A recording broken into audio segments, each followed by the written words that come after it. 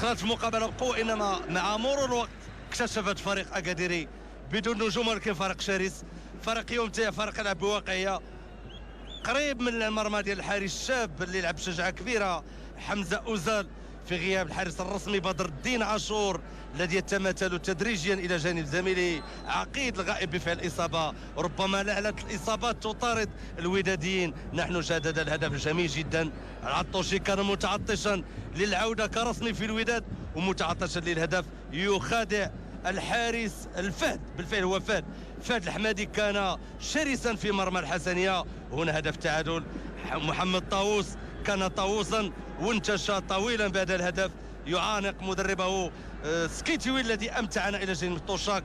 باي وجه سيظهر الفريق في الجوله الثانيه، والحسنيه قادرا تباغت في اي لحظه، والدليل انها تصل الان للهدف رقم 25 في الدوري الوطني لكره القدم، اقوى خط هجوم من المفارقه العجيبه اضعف خط دفاع في الدوري المغربي لكره القدم. هذا هو حال كره القدم، اذا بغيتي تمتع لازم تادي الضريبه، وهو اللي كيوقع في الحسنيه الان. هنا واحده من اللحظات المثيره في هذا النزال، ولكن المؤكد الان يمكن كوني ماشي في الفورمه، ربما كيفكر واش غادي يكون ضمن الرسميين في منتخب الكوت ديفوار ام لا، لانه الان توجهت له الدعوه انما ضمن اللائحه الموسعه. هنا يمكن انا اظن انا طرحت تساؤل، لان ماشي هو كوني كنعرف، انما هذا ايفون الواثق الخطوات يمشي راعب رسمي في منتخب الكابون ولاعب مهاري. هنا شو يسدد من زاويه مستحيله، ارغمت الحارس فهد الحمادي اللي يرتمي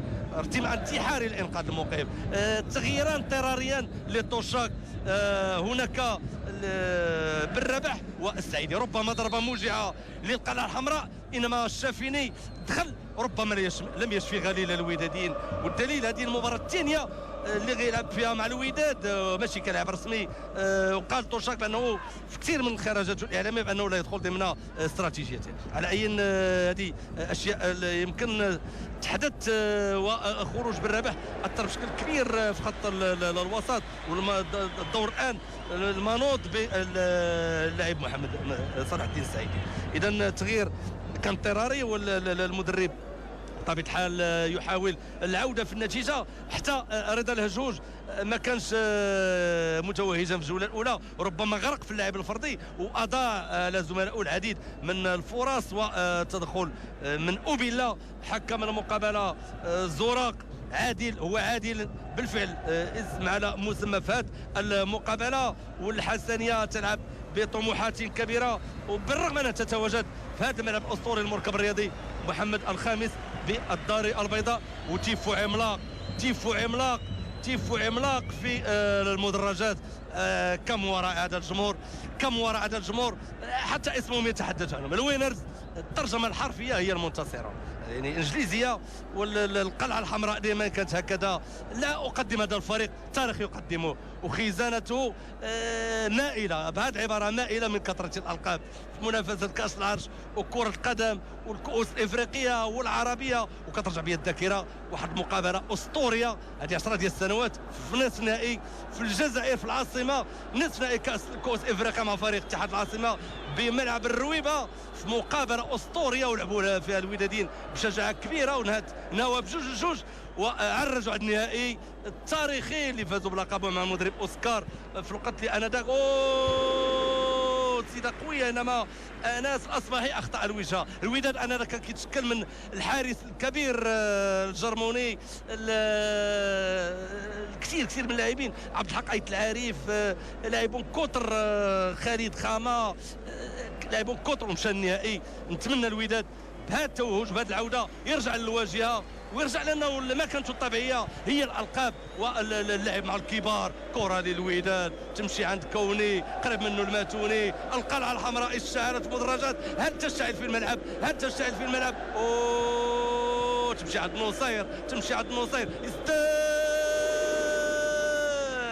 اخطا الوجه في الزاويه 90 اليسرى لمرمى الحارس فهد الحمادي. الطوفان الاحمر وراء الحارس فهد الحمادي. الفرق الكبيره قد تمر من مرحله فرق، انما لا تتوقف ابدا ولا تموت ابدا. لما قطع الوداديون الموسم الماضي الفريق قطعوا او جافوا الفريق بفعل غياب النتائج وغياب الفرجه وغياب الواقعيه وهي اشياء عديده. الان ما نطلبوش المستحيل من اللاعبين، هذا الراي ديال الانصار الوداد، انما فوق طاقتك لا تلام، انما تدريجيا الفريق يستجمع قوى للعوده من جديد للواجهه واعطاء نفس جديد للدوري المغربي لكره القدم. اذا ما كانش الوداد والرجاء في قمه العطاء في الدوري المغربي كيكون دوري ناقص. مشات الكره عند شافيني متراخي، شافيني ما كاينش خطا، ريكوبيراسيون ريغولير، استرجاع قانوني من اللاعب الحسنيه في الوسط، وربما انذار للاعب زكريا سفيان الظهير الايسر لفريق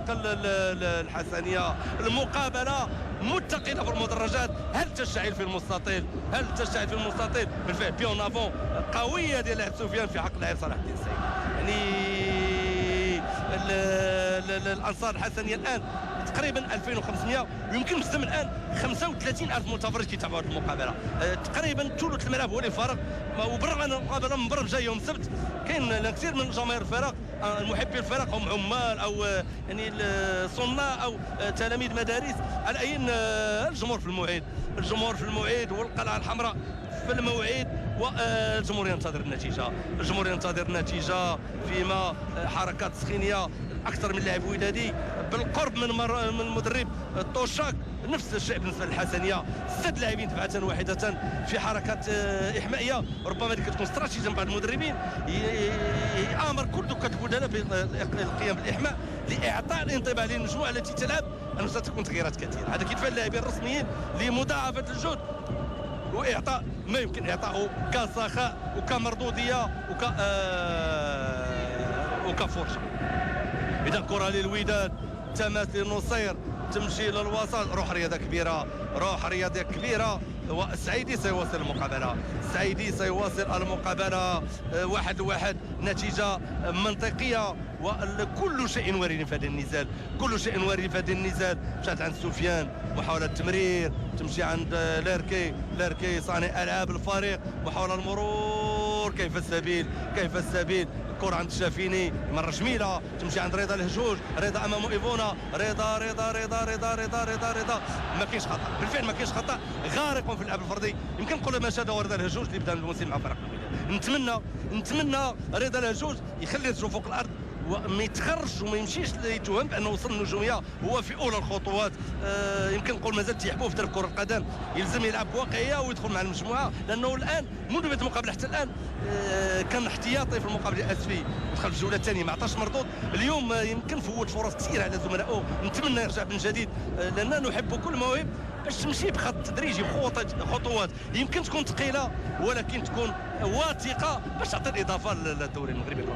قلتها في اكثر مناسبه، كثير من اللاعبين كانوا في قمه العطاء غادرونا في 22 23 24 سنه وسط علامات استفهام كبيره. هنا الدور ديال تحضير المدرب والمحيط العام ديال اللاعبين. كره للسعيدي تمشي عند ياسين الكردي، كونترول جميل، مشات ما خرجات، كره الفكره كانت جميله، كوليبالي يشطب وابعاد كلي للكره. ياسين الكردي مرر، تمشي عند العطوشي قريب منه انس اصباحي.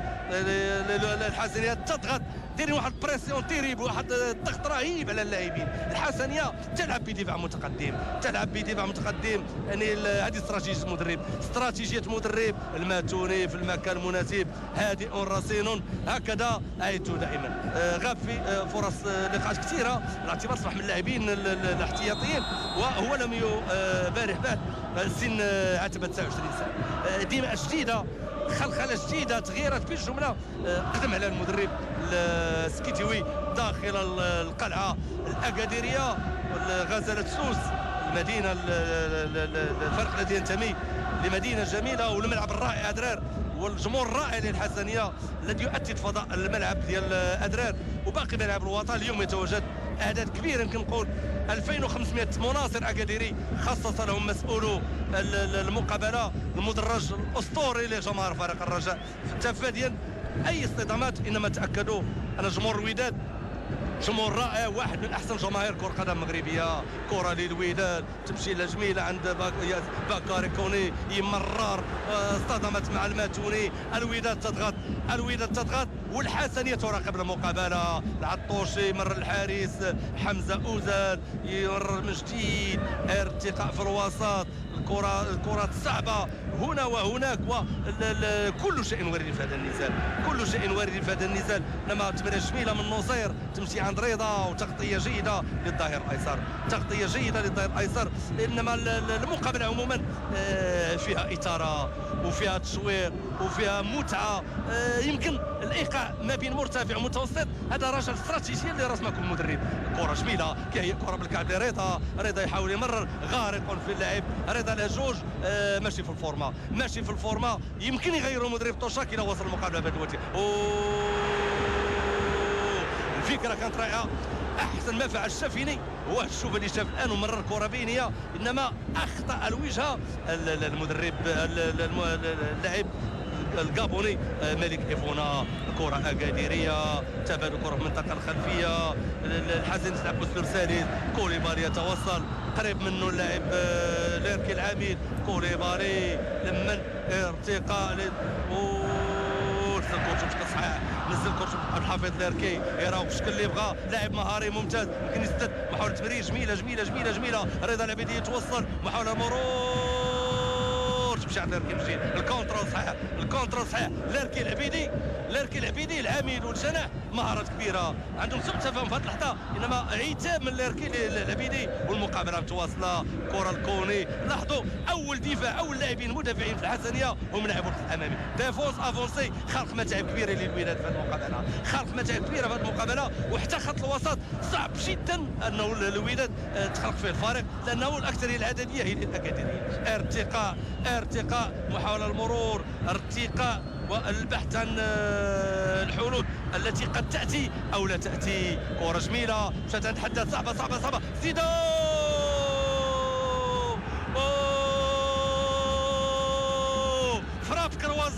فراب كروازي، يعني زيدة، يعني لكم أن تتصوروا لما قلت هذا الحداد اكتشاف ولاعب مهاري وغيكون عنده شغف كره قدم، كنعرف شنو كنقول. يعني مشى ما يشتو غير اللعابه الكبار، جا من طاز فرق ديال الهوات. الان هنا عين المدرب كسر وبالزاويه، يعني ما يشتو غير اللعابه الكبار، غتشاهد بهذا ما يمكنش اي لاعب يشتغل الهدف.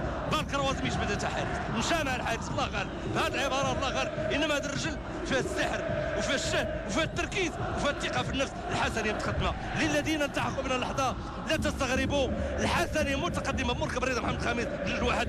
وتحيه ديال الابداع ورفع علامات النصر. هادئ يعني سيناريوهات غريبه، مقابله مجنونه بهذه العباره، مقابله هي تشكوكيه مجنونه. الان الوداد يمكن نقول سينتحر امام الوداد الان. 35 دقيقه ستكون على صفيح ساخن. سنعاين ما سيحدث، ونأكد غياب النقاش كان عنده اثر كبير. ما غنعلقش ماشي فاجأة، ولكن المردود ديال خط الوسط ديال الوداد انما عنده دور كبير، وريكوبيراتور لاعب استرجاعي، ولكن مهاري كيرفع الايقاع وينزل. هنا غياب قطع الغيار، يمكن حتى الشافيني ما شفتوش هذه المقابله، يعني يمكن تكون من اللقاءات الاخيره مع الوداد، على اعتبار انه فضل اذا ما لعبش رسمي غادر القلعه الحمراء. انما اليوم جاتهم فرصه لانه الرابح صاب في وقت مبكر من المقابله، انما الشافيني ما شفعلوش السنوات كثيره يلعب في الدوري الفرنسي او في الطفره الاماراتي، اليوم ما كيقدمش العطاء المردود. الهجهوج يمكن نقول ابن الحي سيدي معروف، يمكن ما معروفش هذه المقابله، ما دخلش في المقابله، نقولها بهذه العباره. الاشياء هذه كوني يمكن تفكر في منتخب ديال بلاده، هاد سيكورس مأمنه وحده ايفونا، يمكن نقول معزول وسطه 7 حتى 8 ديال اللاعبين اكاديريين، اليد واحده للصفاق وسط، يعني مجموعه متراصه، مجموعه متجانسه، مجموعه لا تؤمن بالنجميه الحسنيه. فريق كيلعب بالواقعيه، تيلعب كره سهله، اسلوب سلس ولكن سهل ممتنع، بالاكستيريور جميله، مستخلصه من جديد، مشات غادي يسدد غيره. ولكن هذه المره فطن له انس اصبحي، دخل العمراني اللي اسمه احمد استشاره العميد بعد مغادره العميد الرسمي الشافيني جميله، خرجوا كره من الوسط تحت النصير، يتوصل لرضا رضا رضا رضا رضا انما لم يصل. شوفوا شنو عمل الحدادي، شوفوا شنو عمل الحدادي، رجع من يمكن نقول من كوكب اخر، من الخط الامامي للوراء واسترجع. هنا غادي يقوم بهجوم مضاد، مشى مشى مشى مشى، انما العمراني في مكان مناسب، العمراني في المكان المناسب، استماتة قتالية جدية في الأداء والانصهار الكلي. يلعبوا بأسلوب سلس، الحسنية تلعب بأسلوب سلس، إنما تكتيك يمكن نقول أكثر من رائع، رسم خطوطه وخيوطه واستراتيجيته المدرب عبد العزيز كيتيوي، المدرب الذي ربما ما عندوش خارج اعلامي الا المرات القليله، انما هو يتحدث باقدام اللاعبين، خططه تتحدث عن هو اليوم كما قلت بدايه المقابله منذ بدايه على غير عادته هو واقع، ربما يحلم، وقلت هذا حلم مشروع هو محقق حتى الان، هو غير نهائي، انما من حقه باش يحلم، انما حلم نتيجه واداء. الحسنيه تمتع في هذه المقابله، والوداد تتعذب للعوده في النتيجه هنا في المركب الرياضي، وسط ذهول واستغراب وكأني بأنصار الوداد الكثر في هذه المقابله والملايين عبر الشاشه لا يصدقون ما يحدث. اشياء تقع هنا كرة القدم هي المتعه، وخاطئ من يعتقد بانه يدخل المقابله وهو ربح المقابله قبل البدايه. كرة القدم صحيح هي ماشي عين صحيح 100%، ولكن عنصر شوف رضا شنو عمل، شوف رضا شنو عمل، والكونترول احسن كره يتوصل بها رضا الان، لان في هذه الكره ما كتكونترولاش مباشره تسديد، هو الشيء اللي ما فعلش. قلت يكون من اللعبات ومن الغباء ومن المجازفه، يعني يدخل لاعب وليد القرطي يمكن يكون بلاك تورنونت من اللعبات انه الانسان يعتقد دخل المقابله باش هو منتصر وهي على الوراء، يعني هي ماشي عين صحيح 100%. هناك دور مدرب ودور لاعب والدور ديال الجمهور والمحيط العام، والان توشاك غاضب وقف لاول مره ربما استشاط غضبا على اعتبار انه يشاهد اشياء لا يصدقها. هذا نصير يمرر، مشى مرار مباشره في دفاع الحمادي، وليد القرطي مكان من يمكن هنا ما نخطاش، غادي يدخل مكان رضا الحشوش. سنعاين رضا القرطي كان رسمي الموسم الماضي، هذا الموسم مرات قليله صعب عليه ياخذ مكانته الرسميه، ربما تكون هذه فرصته يدخل في الدقيقه 60 30 دقيقه امام الوداد. مشى كما الشافيني مر كره جميله، رضا الهجوج يتوصل، ماذا سيفعل؟ محاوله المرور، بلاياج، تشطيب وانتحار ديال لاعب كوليبالي، ادريسا كوليبالي، المعار من الرجاء. اذا التغيير يقع، من سيغادر، اذا التغيير يقع في صفوف فريق الوداد. ربما الجمهور غير راضي على التغيير، على هذا التغيير. على أي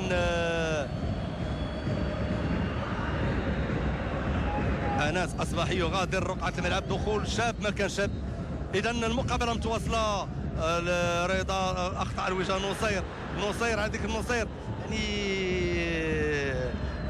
مسؤول الوداد يعني استقدموا عمر سربوت الطاهر الايمن ديال اولمبيك خريبكا، لاولمبيك خريبكا، ربما يكون احسن بديل في هذا المركز، او ليتنافس مع نصير في هذا المركز، فيما انصار الوداد يطالبون الحكم بضربه خطا. الوداد يمكن نقول الشوط الثاني مغاير تماما للجوله الاولى، ارتباك وتخوف وعدم الانسجام، وتوشاك واقف يعني يتابع وكان به لا يصدق ما يعاين. الفهد الحمادي ارسال، ارتقاء في الوسط، محاولة الابعاد من جديد، وليد القرطي اول لمسة، العبيدي سريع، جمال العبيدي سريع، مرة مشات عند حداد، انما خروج موفق للحارس، الحارس الشاب حمزه اوزان ما كيتحملش مسؤوليه في الهدفين بجوج، ما كيتحملش مسؤوليه نهائيا، وبالتالي كيلعب بشجاعه كبيره. ماشي سهل تكون في منطقه تكون حارس رابع وخامس او في قسم الامان، والفرق في القسم حتى الرتبه الاولى، وتجي ظروف معينه قاهره في اصابه الحارسين الرسميين بدر الدين عاشور والحارس عقيد، ويعطيك المدرب اشاره باش تدخل تلعب. هذه شجاعه كبيره من حمزه، وزال امامه كل مستقبل ليكون حارسا من طراز الرفيع. كره اكاديريه تمشي للخط الامامي، كيلعبوا عند العبيدي بشكل كبير، استرجاع من جديد فتيحي جميله. الفاتحي جميله، تاخر الحكم يقول تسلل للعبيدي، الحكم يقول تسلل للعبيدي. الوداد كذلك بجوج ديال اللاعبين، ولكن فريق ستاد المغربي حارس ومدافع، واغلب غيلعبوا مع الفريق ديال الامل. فيما سكيتيوي سيقدم على اول تغيير في المقابله سنعين هل سيكون من استراتيجيه دفاعيه ام هجوميه. سنشاهد ما سيحدث. مشى رضا الهجوج يمرر، وكوليبالي دريسا كوليبالي المالي في المكان المناسب من جديد. ايفونا يمرر، ارتقاء لفات، هو فات بالفعل، فات في المقابله. هادئ الحارس الممتاز والذي يخرج التايمين صحيح. لي بيل سورتي هما اللي عند هذا الحارس في هذه المقابله، وانتحر في جوج مناسبات، الجوله الاولى ونقذ المرمى ديال غزاله السوس مناسبتين.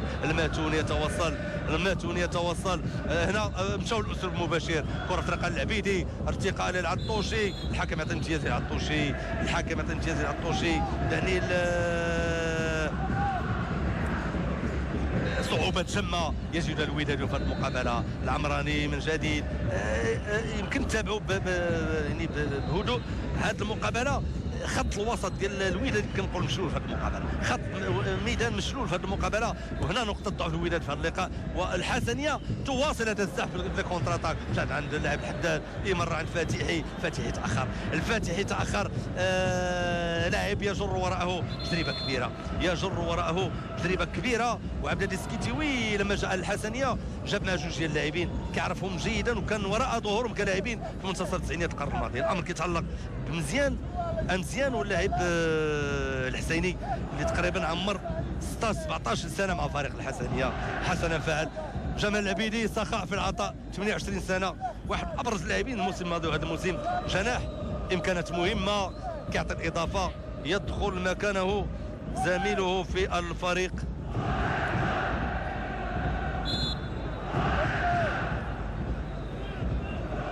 اذا تغيير يقع في الحسنيه،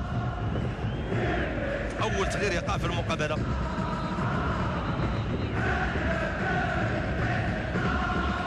اذا من جديد المقابله متواصله، تمشي عند العطوشي تمشي لعند صلاح الدين السعيدي، يمرر، ارتقاء، كره طريقه الايفونا، كيف سبيل الوصول، نصير يرسل الكره بهذا الاسلوب صعب شدة على الوداد ان تصل الكرات الجانبيه، لان القلعه الاكاديريه محصنه ب10 لاعبين. مشى القرطي يجيب زاويه، مرر قنطره صغيره يجيب زاويه. المقابله تسير بخطوات سريعه، نص الدقيقه 65 الكوني وراء كل الكرات. صعود كل لاعبين ديال الوداد، صعوبه شم يجد الوداد في هذا النزال. الزاويه الثامنه للوداد والثانيه في الجوله الثانيه، ارتقاء، الحكم يترك الامتياز، كان خطا للحسنيه من جديد مباشره للتماس، مجهودات كبيره تبذل، انما الوداد اليوم خصوصا في الجوله الثانيه ماشي في الفورما. وتغيير اخر سيقدم عليه المدرب طوشاك، يدخل اللاعب الارجنتيني غوستافو. كره للوداد، ارتباك كبير في الاداء واخراج كره، اعطاء المتنفس للاعب الاكاديري المصاب في هذه المقابله. غياب النقاش ويوسف رابح بالفعل، 4 ديال الانذارات، خروج بالرباه 9 ساعات بالجمله. 4 لاعبين المنتخب الاولمبي لم يتدربوا مع الوداد طيله الاسبوع. هذه اشياء كثيره، ربما بعثرت اوراق طوشاك يعني يمكن يتراجع في مقابله واثنين، ولكن لما كيرجع مرعب. الفتح 4-0 والحكم الان يعني هذا امامكم الارجنتيني غوستافو. ماذا عسى ان يقدم من المجموعه على بعد 21 دقيقه من نهايه المقابله، وطوشاك غاضب من الحكم، وجه اشاره للحكم، ربما لم ترقوا قرارات بعض قرارات الحكم هذه المقابله. ياسين كردي لمن محاوله للابعاد ولا شيء غير ذلك، ولا شيء يترك للصدفه في دفاع فريق الحسنيه تلعب باسلوب يعني بدهاء كبير، تتلعب على المرتدات على الهجمات المباغته، وكتلعب كذلك على محاولة تسدية وموضع شكور في الصحيح، وكتلعب كذلك باحتراس وعدم المجازفة على المستوى الدفاعي. يعني والد قرطي والاخر غارق في اللعب الفردي، وتضيع هذه الكره تضيع بشكل يدعو للاستغراب لفريق الوداد. الفريق الان منهزم ميدانه امام فريق يمكن نقول جاب شي متعنا باش يعطي الفرجه وباش ربما يقلب على نتيجه ايجابيه. كره لرضا الهجهوج من جديد، صعب على نفس المهمه، صعب على نفس المهمه، كان اما بالكعب او عملت واحد اثنين مع ايفونا ويريح نفسه ويريح حتى الزملاء. واش اللي ما حصلش، واش اللي ما حصلش، انما كل شيء وارد في هذه المقابله. ضربه خطا يقول الحكم، والوينرز وانصار الوداد يواصلون الدعم والمسانده للعوده في النتيجه، فيما الحكم يامر اللاعب باعطاء المسافه القانونيه وينبه العمراني واحد المدافعين الاكاديريين، لان هناك ثنائيات فيها صراعات كبيره على مقرب من مرمى الحارس فهد الحمادي. كره للوداد، هذا اللاعب الهجهوج، ارتقاء راسيه الصعيدي من جديد، تشطيب زيدان، ارتطمت بإدار اللاعب العمراني، تسديده الطوشي ارتطمت بإدار العمراني، وتضع هذه الفرصه. صاحب المبادرة أمامكم، وتستمر السماتة الأكاديريين. نذكر الدوري الوطني لكرة القدم، الفوز بالامس ديال الكوكب ارتقى بالرتبه الاولى مؤقتا الى جانب الوداد. الكوكب يزحف بصمت، والرجاء عادت من كوكب بعيد بعد مرحله فراغ لم تدم طويلا. تنتظرها غدا مقابله مثيره بالبركان امام فريق النهضه البركانيه. ضربه خطا للوداد في وسط الميدان للشافيني، شافني كما شافني ليمن 31 سنه، يمر عرضيه تمشي لعند وليد القرطي يمر عند كوني ينطلق، مشى كوني يمكن يمرر الاجنحه الاطراف، يمرر مشى من جديد. واش ضربه جزاء ولا يعطي انذار؟ ما عرفش الحكم اش غادي يعمل، غادي يعطي انذار. انا يعتبر الحاله ستيمولاسيون، يعني اراد ايهام الحكم بان هناك ضربه جزاء، ولكن غنشاهدوا المشهد بالعرض البطيء. نظن كان عرقله، ما غنتفرجش، نظن كان عرقله. غضب عاري من الانصار على حكم المقابله، يمكن تكون نقطه تحول، نتمنى ما تكونش، انما صعب نحكم بالعين المجرده انه غنشوفوا الاعاده. زميلي بمهاود كان ممكن اعاده المشهد من نظره موسعه. نظن كانت عرقله، انما الحكم عنده راي اخر. عادل زرق سبق له طار زوبعه كبيره في بعض اللقاءات، هنا غيمشي. كاينه ضربه جزاء، عرقله من الخلف قريب من الحكم، عرقله واضحه، يعني عرقله ما مشاش الكره مشى الرجل. غضب عاري من الانصار الوداد، ما بغيتش ندخل بالحكم من جديد في هذه الحيثيات. كان ضابط المقابله ان هنا يعني استغرب كل حاضر، الجمهور الحاضر هنا. قرار حكم مقابله عطى انذار عوض ان يعطي ضربه جزاء، على اي غيكون فيها جدل. يمكن البعض يعتبرها ضربه جزاء، بعض لا، انما المؤكد وان الجمهور غاضب من قرار الحكم عادل الزرق الذي ربما لم يكن عادلا في هذا المشهد، في هذه اللقطه اللي شاهدناها بالعرض البطيء. فيما يعني يمكن نقول غضب عاري من انصار الوداد. التحكيم ما غنبغيش نرجع من جديد، نتحدث عن التحكيم. فيما سكيتيوي واقف يصرخ ويوجه اللاعبين من حق ذلك، حلمه بدا يكبر للعوده بنتيجه فوز ولو من قلب المركب الرياضي محمد الخامس بضربه. غضب عاري من الانصار على قرار الحكم.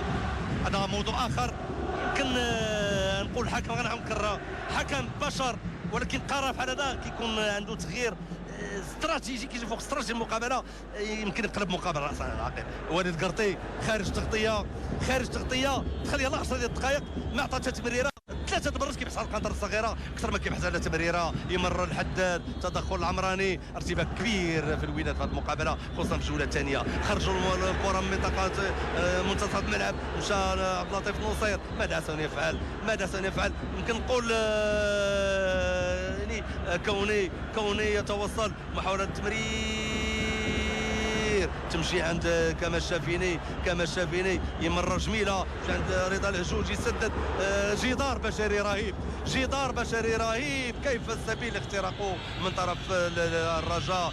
الكره عند حسنيه تغيير كل شوف الكونترول ديال عبد الحفيظ ديركي. الحكم يقود بالخطا وقرار مرة أخرى لم يرق أنصار فريق الوداد. يعني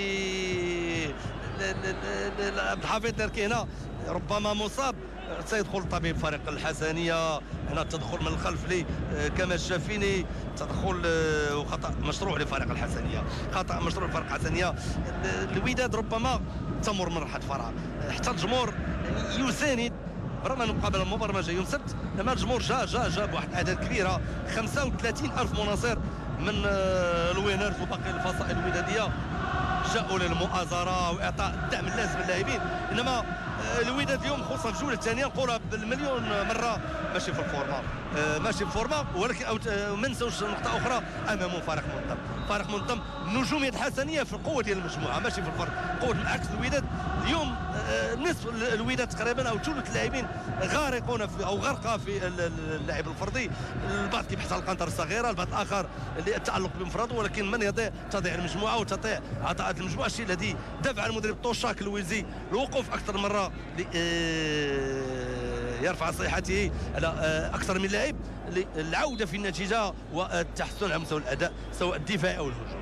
كره اكاديريه، كوليبالي، ادريس المالي لمن سيرسل. هناك الفاتحي هنا دهاء مدرب. الفاتحي برغم كبر في السن عنده تجربه كبيره، دخلوا المدرب سكيتيوي رسمي لانه معروف عند اللاعبين الوداديين، معروف في الدوري الوطني انه لعب سنوات طويله لوحده، جر مع تقريبا واحد 4 ديال المدافعين، مرخم العمراني والعطوشي، ونضيف حتى السعيدي باش ما يصعدوش ويعطوا المؤازره. هنا دهاء مدرب فيما باقي المجموعه عندها حيويه بفعل السن، بفعل القوه الكبيره الحسنيه هي في سرعه اللاعبين والاداء والجدار الرهيب متراص صفوف امام اللاعبين الوداديين. كره لوليد القرطي يرجع لعند العطوشي والانصار للوداد متعطش لهدف التعادل، انما كيف السبيل لتحقيق ذلك؟ فريق الوداد امامه خصم شرس، وقلتها في بدايه المقابله الحسنيه قادر على تقلب الطاوله على الوداد ولو بالمركب الرياضي محمد خامس بالضربه البيضاء. كره عند عبد اللطيف نصير تمشي عند كوني متعذب كثير في هذه المقابله، ما عندوش حلول كثيره.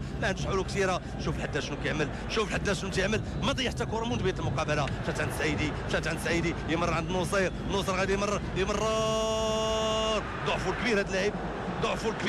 قلت فرق وطني وفي نقاط كثيره يمكن ما يعجبوش هذا الكلام، انا كنعلق بحياديه وبالمنطق. ضعفه الكبير ما عنده السونتراج، المدافع اللي ما عنده السونتراج بالنسبه لي ماشي مدافع، يعني يمشي حتى للمرمى يحرك الملعب طولا وعرضا في اللحظه الحاسمه ديال التمرير بالتمركز ديال المهاجمين وما تعطيش كره بالمقاس. يعني هنا ما بغيتش ندخل في الموضوع كثير، ماشي هو بوحدو، كاينين لاعبون كثر في الدوري الوطني كيلعبوا بهذه الطريقه، كيعطوا يعني ما كيعطوش الاضافه المطلوبه للاعبين. تسديده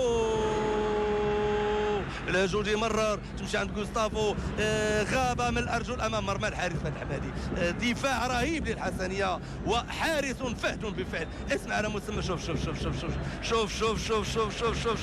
شنو كيعملوا الحسنيه. مشاهده خطير عبد الحفيظ ديركي، لاعب ديركي يجيب زاويه يعني كيلعبوا بشكل حلزوني، من كامشين دفاعيا، ولكن لما تجي الفرصه بسرعه البرق كيتحولوا كيتمدوا هجوميا وكينتشروا عبر الاطراف وكيخلقوا متاعب بالجمله. هل يفعل سكيتيوي ويحقق انتصار تاريخي هنا بالدار البيضاء؟ كل شيء وارد في كره القدم. هذا اللاعب البركاوي كريم، الورقه الاخرى ضاغطه للمدرب سكيتيوي.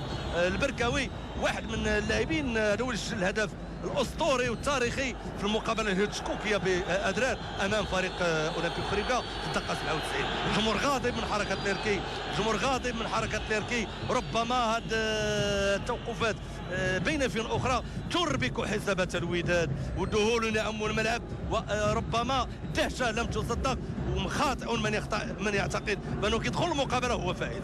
هذه نكررها، كره القدم تلعب على الجزئيات الصغيره. الحسني كتناقش المقابله بموضوعيه وشابو، يعني القبعه كامله لعبد سكيتيوي.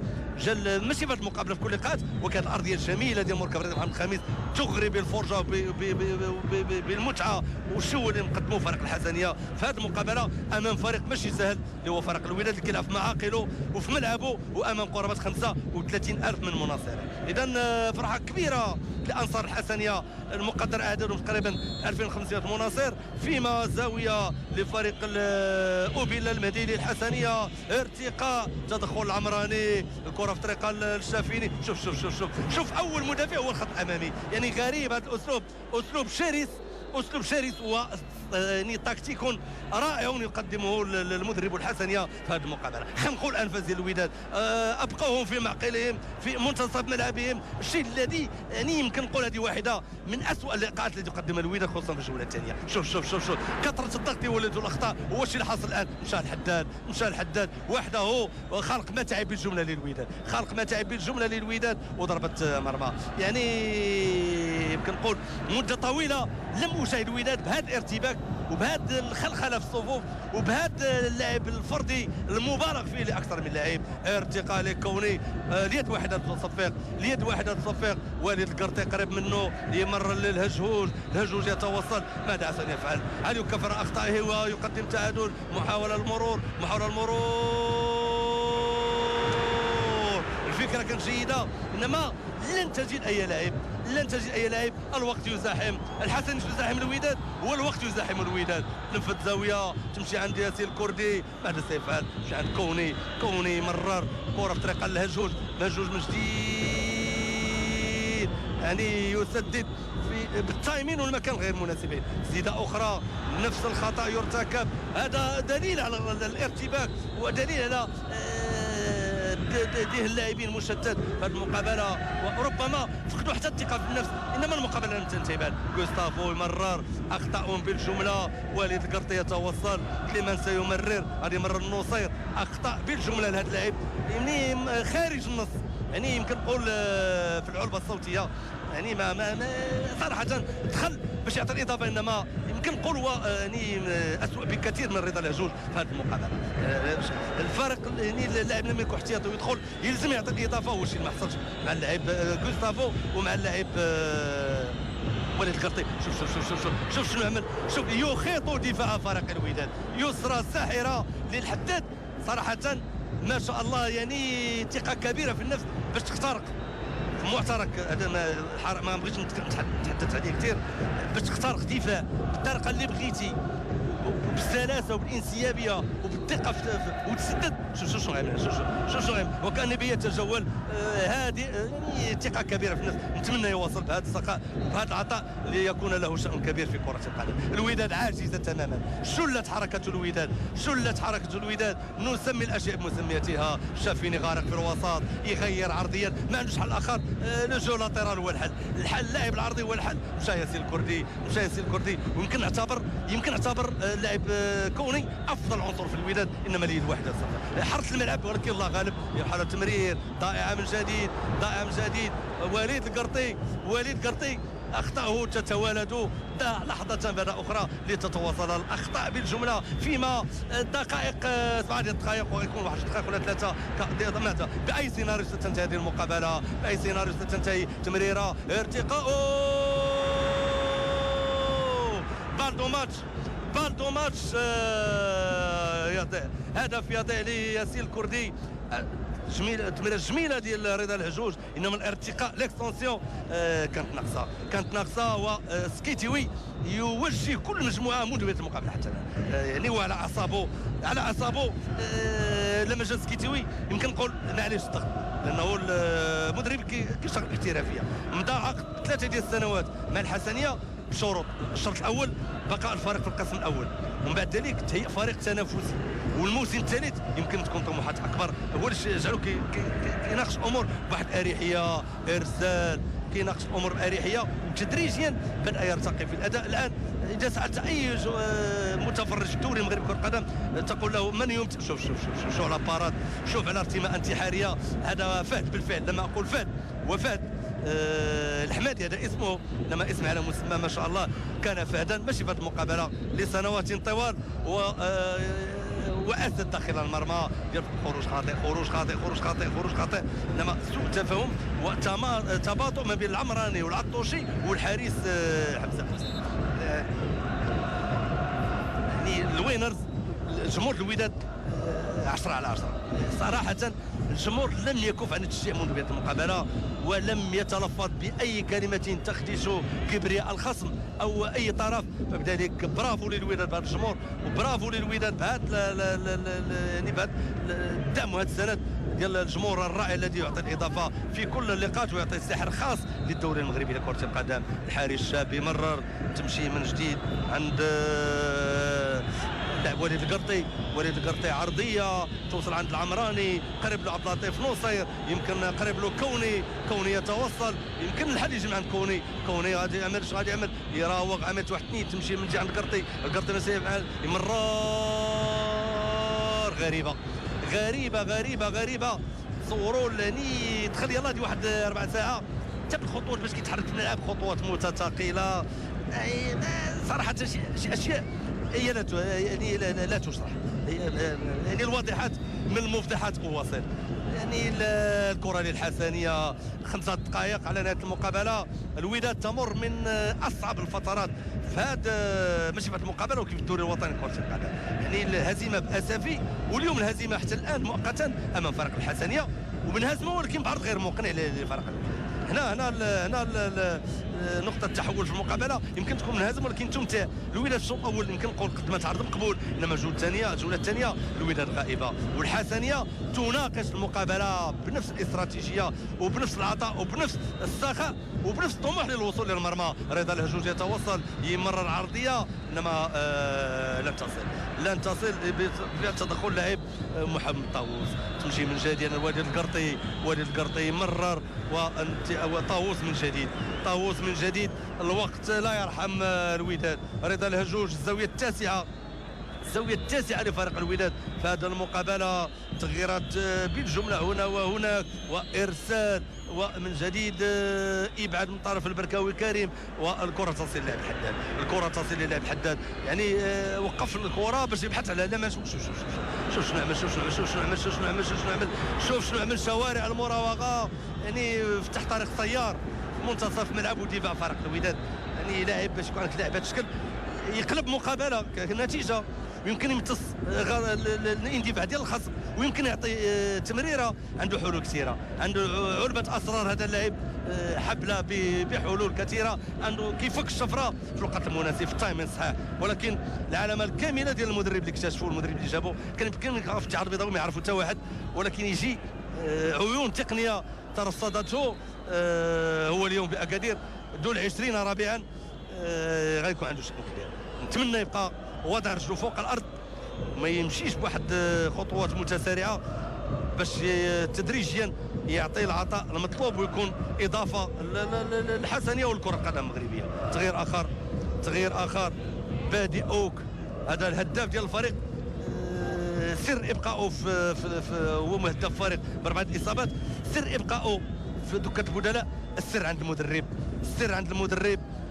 المدرب عبد العزيز كيتيوي. كره للوداد، صلاح الدين سعيدي، الحكم يقول تسلل لامتياز لفريق الحسنيه.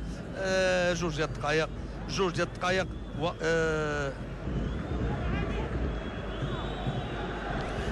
هذا كوليبالي معار لموسم واحد، والمؤكد سكيتيوي ومسؤول فريق حسنيه سيرممون الصفوف في الميركاتو على المستوى الدفاعي. غوستافو ما شاهدتوش المقابله، انا شخصيا ما شاهدتوش المقابله.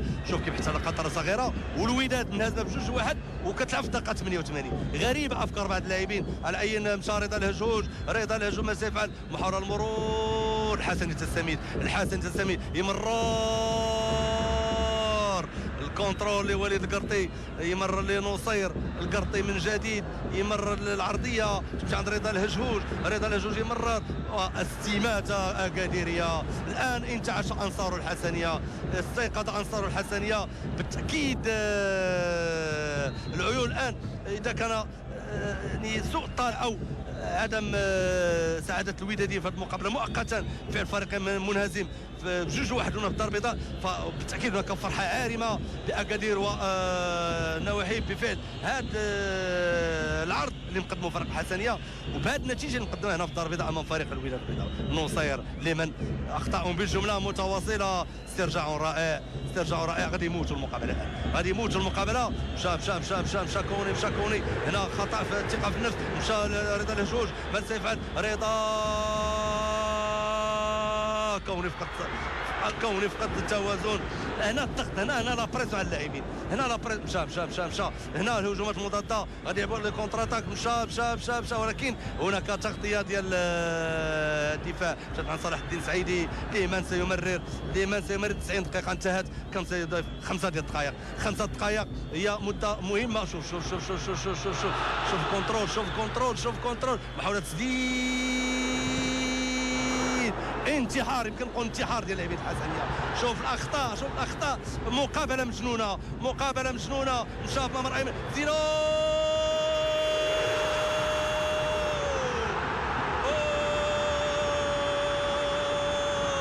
يمكن نقول هذه العباره ما كانش في المقابله لجوج، ولكن اللي فعل بلاكتور هي التمرير العمل. كفر على اخطائه.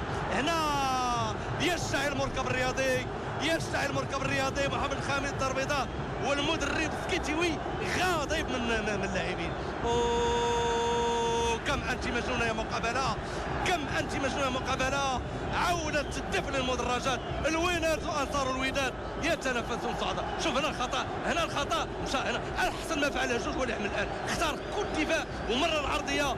الاسمراني كوني يعدل كفه النتيجه والوداد تعود. بأي سيناريو ستنتهي المقابله؟ كرة جميلة، هل يمرر؟ هل يراوغ؟ من سيفعل؟ على المرور، إنما دفاع بشري رهيب. زكريا سفيان تمشي للوسط، تبادل كروي، المقابلة تلعب على جزئيات صغيرة. لمسة رائعة وتغيير كلي. كرة صعبة. هذا لاعب يمكن يقلب مقابلة حقيقة. هذا الحداد غادي يستر غادي يمرق. آخر فرصة في مقابلة مثيرة ومشوقة، بالرغم أن الوداد لم يكن في الموعد في فترات طويلة من عمر هذه المقابلة. أول مغادرين سكيتيوي ربما صحيح فريقه أمتع وأقنع، إنما ربما غادر النتيجة. انفلت الفوز من بين يديه في الدقائق الأخيرة. يغادر أول المغادرين وحسرة كبيرة للاعبي فريق الوداد. وتحيه للانصار الوداد للمدرب سكيتيوي. روح رياضيه عاليه ما بين اللاعبين، تصافح. الوداد انقذت ماء الوجه، وبرافو للحسنيه بهذا اللقاء التاريخي وهذا اللقاء الكبير وهذه الكره الممتعه. امتعونا فعلا الاكاديريون. الوداد تؤدي ضريبه نجوميه المبكره لبعض اللاعبين، والاخر خارج تغطيه. توشاك بعد بدايه مرعبه، اندحر العطاء منذ الفوز على فريق الرجاء في لقاء الديربي. اشياء عديده توشاك سيرتبها في مستقبل الايام. انقل لكم تحيات زملائي التقنيين ومخرج هذه المقابله نور الدين.